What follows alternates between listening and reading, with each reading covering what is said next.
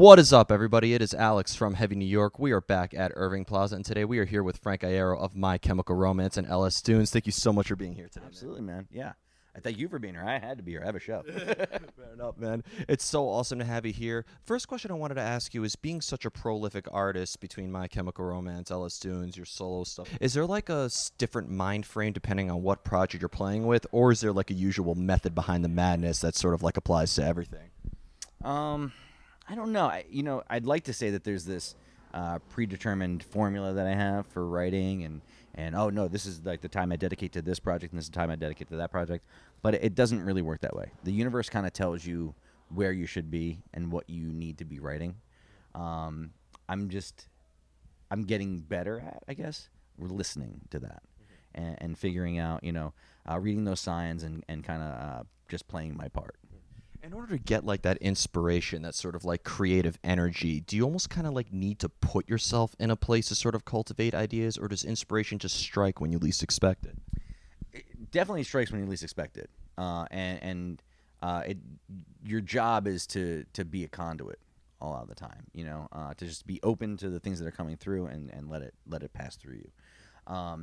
However, there's sometimes we're all human, so like we'll hit these roadblocks of man, I really need a song, or I feel like I should be writing and I'm not being creative, and that's making me upset. So then in doing that, I'll pick up a guitar or whatever instrument and set up like a game, and that's like, all right, so I have to write a song, and I can only play chords in the verse, and the chorus has to be all single notes. I have to use 3 roots for the verse and 6 roots for the chorus, or something like that. Like just something ridiculous. You know what I mean? Something that seems unable to be done, and then just try to figure it out from there.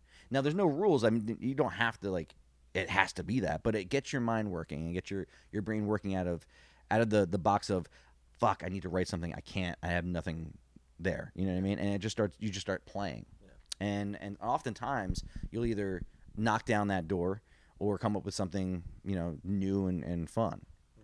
It's a you have to keep moving.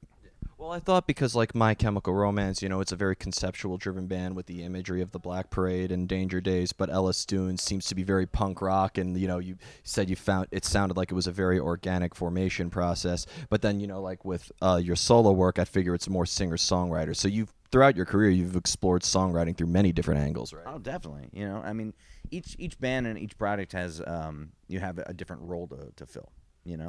And I find those to be challenging and also like just really fulfilling in their own way. But I feel like that's the thing, right? Like with like say like My Chem, like we didn't start out as this conceptual heavy band. Again, it's like these adventures in songwriting. How does this all connect? Does it connect? If it doesn't, can you find a way to connect it? And if not, like I mean, we all started in that punk rock microcosm of like just like, hey man, 3 chords and and some screaming, and that's the best way to start a band. Yeah. Well, Cubicles and Drowning Lessons, the 2 songs that I think I ever played again. I have great memories with. Right on, man. Yeah. Now, with LS Dunes, with the formation being that featuring Coheed and Thursday, it's really the ultimate Jersey Northeast super group, if you will. Does that play an inspiration in a way? Because I know, like with My Chem, New Jersey was also sort of influential. So was it almost kind of like was it very like organic in a way where like we're all from Jersey, let's start this, or was it like maybe one member seeking out specific members in order to start this? Um. It started because pandemic happened, and we were told, hey, the last thing you can do is start a band. Basically, you can't be in a band right now. And so we're like, all right, well, fuck that. We're going to start a band. And Tucker just kind of called up people that we would hang out anyway. We had a mutual friend, and our old manager would, like have parties, like our kids would all like play together. And so Travis and Tucker and I would all see each other at parties and stuff like that and be like, oh yeah, we should do something. But you never do because you're always busy. Anthony was somebody that you always see on tour. He's a little bit farther out in PA, but he wasn't far. You know what I mean? Tim is, just one of the most amazing bass players I've ever seen in my entire life. But he has a real job, so like you wouldn't see him very much. But like we had this like text group of just like kind of messing around kind of thing, and Tucker I think was really he was the one that latched on to everybody and was like, no, we need to do this. We have the time now. We always said we would do something, so why not just write some songs and get our minds out of like feeling like we don't have a creative outlet. Did it almost feel like let's combine Thursday, My Chem, Coheed, and the 75 bands Anthony Green is in into one? Or I mean, that guy's in more pans. Yeah, that guy's in more pans than Mike Patton. So He is in a lot of bands. He is in a lot of bands. No, that never came up. It was never like, oh, we're gonna sound like this. It was like, hey, let's start a band and let's send some riffs through, and that's just kind of what came out, which I think is the best way to do it. That's why I feel like this band LS Dunes started like your high school band. It's like, hey, these are my friends, these are the instruments they play, and this is what's coming out. We're not chasing anything. We're just being creative and for the sake of creativity. when you work on something for a long period of time, though, because you're sometimes working on a song for days, weeks, months on end, do you find that makes it a little bit more difficult to sort of maintain that emotion or maintain that initial spark of the idea? No, I think you'll run into that issue if you've demoed something and it takes you a very long time to actually record it, or if you record it and it takes a long time for it to come out. Okay. That's where that comes into play. As far as working on a song, you can overwork a song.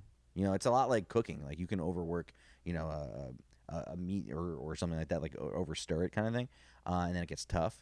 But you have to get out of your own way sometimes and know when to stop, like fiddling or messing with things. Yeah. Yeah. I mean, wasn't that? I could be wrong. Wasn't that sort of the case with conventional weapons? Yeah. Honestly, though, that came from a lot of outside hands. Okay. Being like, oh no, something's missing, and here's you'll learn. I've everyone that's ever been in the situation of like major labels or all these things, you hear these like pitfalls and these stories, and you never believe them to be true. But it's what happens is no one gives a fuck until you have a hit, and then everybody wants to save you from yourself. And it's like, dude, we did the hit that you didn't have without you. You know what I mean? And now you want to come in and fuck with everything. That's what'll happen. Is like, if you make a loud sound and they know that there's money there, then everyone gets scared and everybody wants to be in the room and fuck with it. Yeah. That's what happens. Fair enough. There was sort of like a what if question with MCR. I want to ask if you're allowed to say this, of course, but if the pandemic, let's say, didn't happen, you opened up every day with Foundations of Decay, and that is the soundtrack to my summer of 2022. Now, great, but let's say the pandemic didn't happen and you went like according to plan. Would that been part of the set list? I mean, that song wasn't in the fold when we first got together, so no. Yeah. Would it have come about?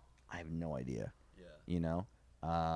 There's that's the thing though. Like, life always gets in the way, and not in the way, but like life dictates. You make plans, and then life kind of laughs at you, right?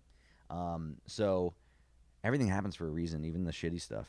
I don't think that we would have had that song right away. I don't know if we would have had the song at all. But then also too, like if life didn't happen and our best friend Doug McKean didn't pass away, I think we may have been in the studio after L.A. or something like that. I don't know. You know what I mean? But that's just the way things kind of go. You know what I mean? Understandable. But yeah, it's weird, man. It's weird how things. Again, it's the universe kind of telling you where you need to be, what you need to be doing, and really listening to that and not fighting against it. It's kind of strange.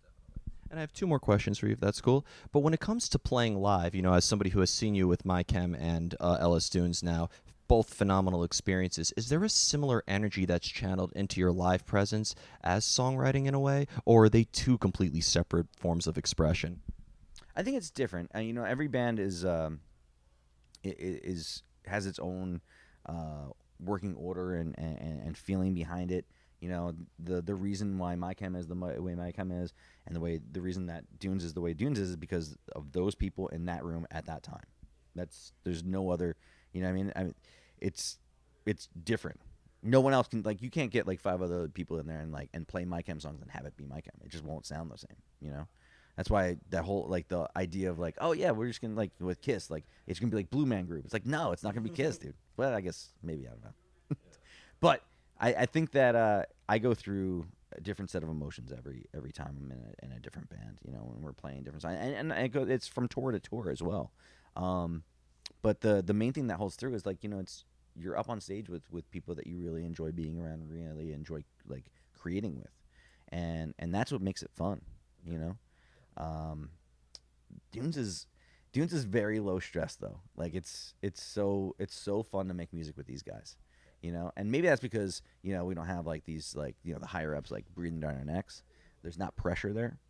I think oftentimes with a bigger act or a band that's been around for a really long time, you have this legacy fear that kicks in sometimes of like, oh man, like we have this special thing, we don't want to fuck it up, whereas Dunes is like, fuck it up. I don't care. Like, let's just have fun.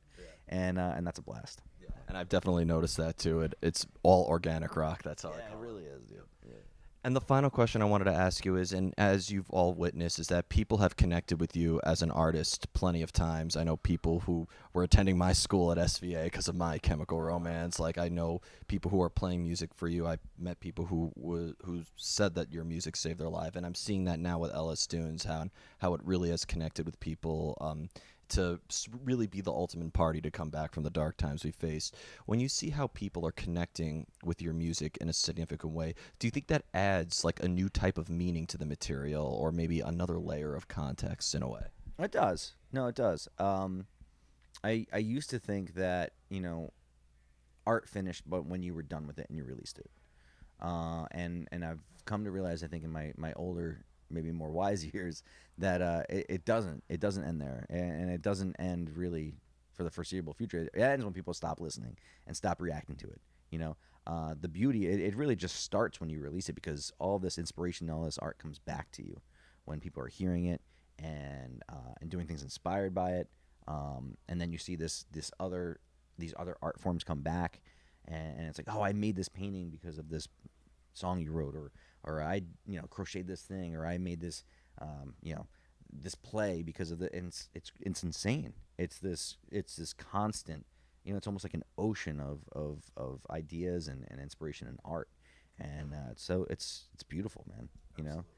I wonder if it'll come back around to a point where I'll see something and get inspired by that, and then write a song to that, and that like gets into this weird loop. I don't know. Maybe the world will end if that happens. You've given us amazing albums so far, and I think it's going to happen again. You always leave me wondering what's happening next. Oh, thank you so much. Yes. So before we go, I want to thank you so much for your time and for such an awesome conversation, and for coming back to New York. And is there just anything else with Ellis Dunes or My Chem, or any project you're involved with that you would like to promote, or any shout-outs you'd like to give if you're allowed to say? Okay. I don't know. No, I guess just I'll be on the road somewhere with somebody, and if you feel like coming out, that'd be fun. Yeah. Awesome. And we got the new single for Ellis Dunes out. Oh yeah. I'm sorry. Yeah. So Boundary just came out, and the B-side, I guess they're both A-sides really. That'll be out at the end of this month, I think. Yeah. Or August. I don't know. Fair enough. Yeah. But thank you so much, everybody. Frank Iero of Ellis Dunes and My Chemical Romance. This is Alex from Heavy New York, and we will see you next time.